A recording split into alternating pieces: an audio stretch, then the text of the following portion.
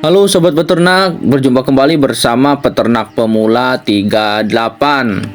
Pada kesempatan kali ini, saya akan menjawab pertanyaan dari para sahabat peternak yang sudah bertanya di video saya yang sebelumnya terkait apa penyebabnya dan bagaimana cara mengatasinya telur yang gagal menetas, embrionya mati di tengah jalan.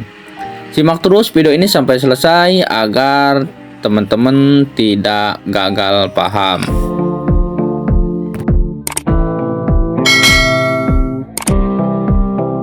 Cara kilat belajar menetaskan telur dengan daya tetas yang tinggi, saya bongkar habis di e-book ini. Apakah Anda sering mengalami kegagalan dalam menetaskan telur? Permasalahan tersebut bisa teratasi bila Anda pelajari e-book Rahasia Sukses Menetaskan Telur dari Nol ini. E-book seharga kopi yang pastinya lebih murah daripada kegagalan yang Anda alami selama ini dalam penetasan telur.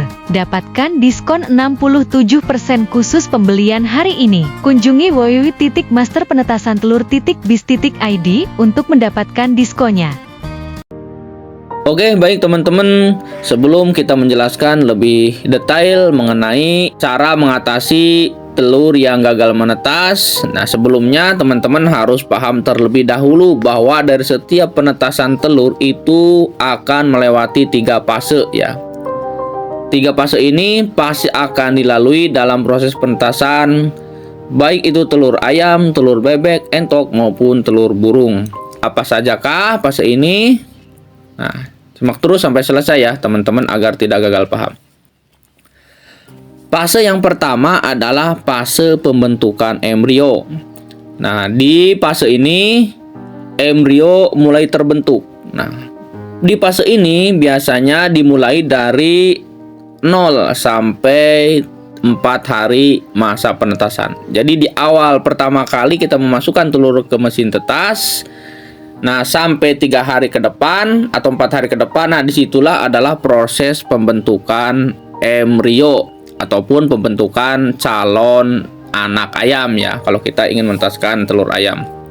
Nah, di fase ini itu biasanya telur yang dimasukkan ke mesin penetas itu ada telur yang fertil dan tidak fertil. Nah, untuk telur yang fertil itu telur yang ada embrionya atau ada calon ayamnya ya, atau calon unggas yang lainnya. Nah, untuk yang infertil yang tidak ada embrio di dalamnya adalah itu telur yang gagal. Nah, gagal di sini adalah walaupun kita tetaskan sampai 18 hari sampai 21 hari ini tidak akan menetas.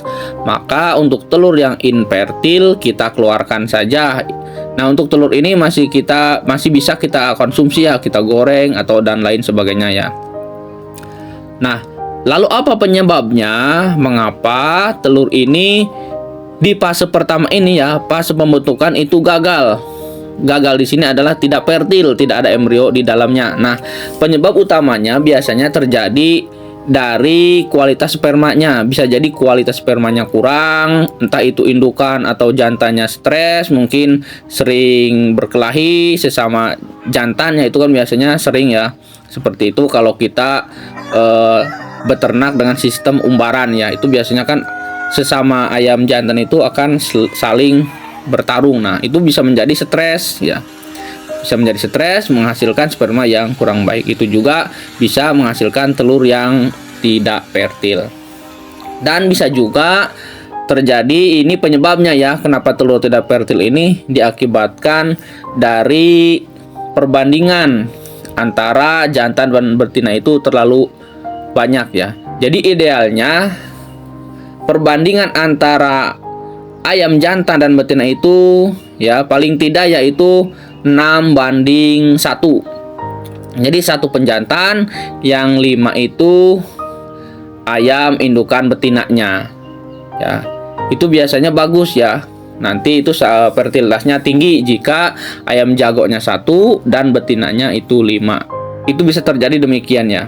Jadi ketika embrio itu terbentuk, berarti itu sperma yang dihasilkan dari indukan jantan dan betina itu bagus kedua-duanya ya. Ketika salah satunya kurang bagus, maka itu biasanya fertilitas akan rendah. Ketika kita teropong, ternyata di dalamnya tidak ada embrio. Nah, itu penyebabnya kenapa telur itu bisa gagal untuk ditetaskan ataupun tidak fertil di fase pembentukan ini ya. Itu penyebabnya, dan cara mengatasinya adalah silahkan perbandingan antara jantan dan indukannya itu disesuaikan, jangan terlalu banyak untuk betinanya ya, minimal tadi itu yaitu 1:6.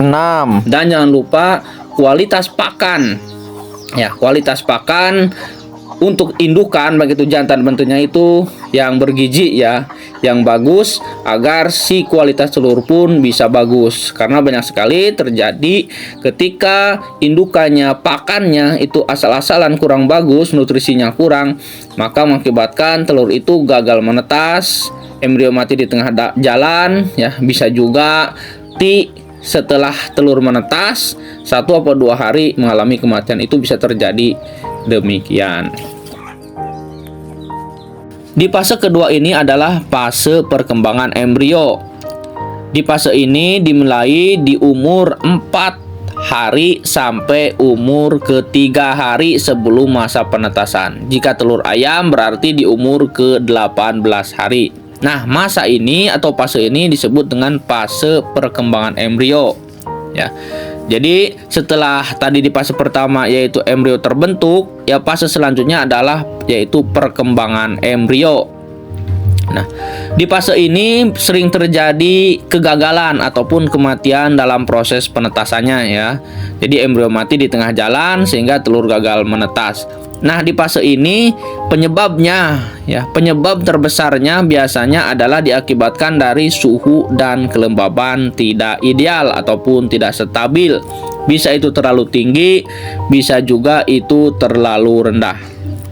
Lalu suhu yang berapakah yang ideal, yang baik, yang bagus untuk menetaskan telur? Nah, menurut pengalaman pribadi dan menurut ilmu yang saya dapatkan, yaitu suhu yang ideal untuk penetasan telur itu beda-beda ya. Namun kita contohkan saja untuk telur ayam di sini yaitu di 37 sampai 39 derajat Celcius. Itu adalah suhu yang tertinggi. Jadi jangan kurang dari 37, jangan lebih dari 39 derajat Celcius. Kalau 38,5 boleh, yang penting tidak lebih dari 39 derajat Celcius. Muncul pertanyaan lagi dari para peternak, para penetas yang gagal dalam menetaskan telur. Bang, saya sudah menetaskan telur, suhunya di 37 sampai 38 derajat Celcius. Akan tetapi, kenapa telur masih gagal menetas, embrio mati di tengah jalan? Nah, jika sudah terjadi seperti itu, ya, sudah terjadi seperti itu, suhu dan kelembaban sudah diatur, disetting, di termometer kayu seperti itu, ya, di termometer kayu ya, alat mengukur suhunya, angkanya di 37 bahkan 38, tapi telur gagal menetas, ya. Coba teman-teman jika kurang yakin dengan angka tersebut, ataupun jika masih mengalami kegagalan, silahkan teman-teman mencoba untuk menyamakan suhunya yang terjadi di dalam proses penetasan telur melalui dirami oleh indukannya. Jadi teman-teman silahkan cari indukan ayam yang sedang mengeram, kemudian taruh termometer kayu di bawahnya ataupun dicampurkan ke telur yang sedang dirami oleh indukannya. Ditaruh minimal ya 8 atau 9 jam ya. 1 hari lah paling tidak kita taruh di situ. Nanti setelah 8 jam coba teman-teman lihat suhunya di angka berapa. Nah, jika suhu itu contohnya menunjukkan di 38,5, nah maka teman-teman silahkan terapkan di dalam mesin penetasnya. Nah, coba terapkan apakah akan berhasil atau tidak. Suhu di mesin tetas ya kita samakan dengan suhu yang ada di dalam telur yang sedang dirami oleh indukannya. Itu cara yang pertama, cara mengatasi ketika kegagalan dalam fase perkembangan embrio ini ya. Kemudian jika tidak berhasil juga, tetap tidak menetas bang, yang menetas hanya sekian persen. Nah, berarti cara yang selanjutnya yang harus teman-teman lakukan untuk mengatasinya adalah silahkan teman-teman periksa ataupun kontrol dari segi pakan dari indukan ayam tersebut. Karena bisa jadi kualitas telur yang dihasilkan dari indukan yang kurang gizi, kekurangan nutrisi ataupun gizi si indukan ketika sedang bertelur, sehingga mengakibatkan telur yang dihasilkan itu tidak berkualitas atau tidak bagus, sehingga daya tahan tubuh lemah, sehingga embrio bisa mati di tengah jalan. Jadi bukan lagi kita ngotak-ngatik suhu dan kelembaban, itu bisa terjadi diakibatkan dari apa? Dari kualitas pakan yang kurang bagus. Ya, itu terjadi di fase kedua, yaitu fase perkembangan embrio di umur 4 sampai umur 18 hari. Telur ini gagal menetas, embrio mati di tengah jalan. Silahkan teman-teman coba lakukan, mungkin ini bisa berhasil ya. Kemudian di fase ketiga ini adalah fase penetasan. Di fase ini terjadi di umur 3 hari sebelum menetas. Jika telur ayam berarti di umur 19, 20, 21 hari. Yaitu 3 hari ini adalah masa penetasan telur. Nah, di fase ini biasanya sering terjadi kematian ataupun kegagalan menetas. Padahal cangkang telur sudah retak, ya, bahkan sudah keluar, paruhnya sudah kelihatan, itu mengalami kematian, gagal menetas. Apa penyebabnya dan apa solusinya, bagaimana cara mengatasinya? Nah, menurut pengalaman yang saya alami ya dalam proses penetasan telur, nah, itu ada beberapa penyebab kenapa DOC yang sudah retak tapi mati, tidak keluar. Itu yang pertama bisa diakibatkan dari embrio itu lemah ya, kondisinya lemah. Jadi kondisi lemah, daya tahan tubuhnya lemah sehingga tidak kuat dalam proses penetasan. Jadi tidak kuat fisiknya ya, tidak kuat sehingga tidak bisa sekeluar dari cangkang telurnya. Itu lemah ya, jadi kondisi tubuhnya lemah. Kemudian yang kedua itu bisa diakibatkan dari ya kurangnya pembalikan. Jadi dalam proses penetasan itu menurut saya pribadi itu kita wajib harus ya melakukan pembalikan pada telur ya, atau membolak-balik telur. Tujuannya apa? Agar si embrio tidak menempel di salah satu dinding ataupun salah satu posisi cangkang ya, bisa di atas, di bawah atau di pinggir. Karena kurangnya pembalikan. Jadi dengan adanya kita membalikkan telur, jadi si embrio itu terangsang berputar sehingga dia tidak nempel di salah satu cangkang. Nah, ketika embrio itu nempel di salah satu cangkang, otomatis dia akan sulit keluar walaupun sudah retak, sehingga dia mati di dalam cangkang. Nah, kemudian yang selanjutnya bisa terjadi penyebabnya kenapa embrio ataupun DOC yang sudah retak mati di tengah jalan, bisa diakibatkan dari cangkang yang keras yang tidak mudah retak. Jadi ketika cangkang itu dipatuk ya, mau dilubangi oleh DOC ternyata keras sehingga tidak retak, akhirnya DOC itu mati di dalam cangkang. Nah, apa penyebabnya kenapa cangkang telur bisa keras? Yaitu bisa terjadi akibat dari kelembaban yang terlalu rendah.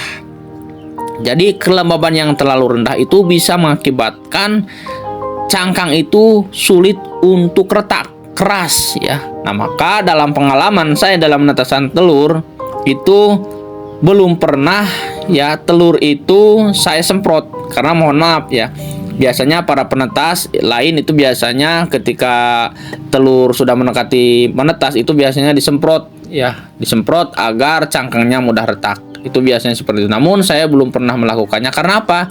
Karena ketika kelembaban itu sudah pas, maka si cangkang telur itu akan mudah retak. Tapi ketika kelembaban itu terlalu rendah atau terlalu tinggi ya, itu juga bisa mengakibatkan cangkang telur itu keras. Akhirnya DOC mati di tengah jalan. Jadi usahakan kestabilan dari kelembaban itu juga penting kita atur agar si cangkang telur itu bisa mudah retak dan bisa memudahkan DOC keluar dari cangkangnya. Mungkin itu saja yang bisa saya sampaikan. Semoga bisa bermanfaat. Sampai jumpa di video yang selanjutnya.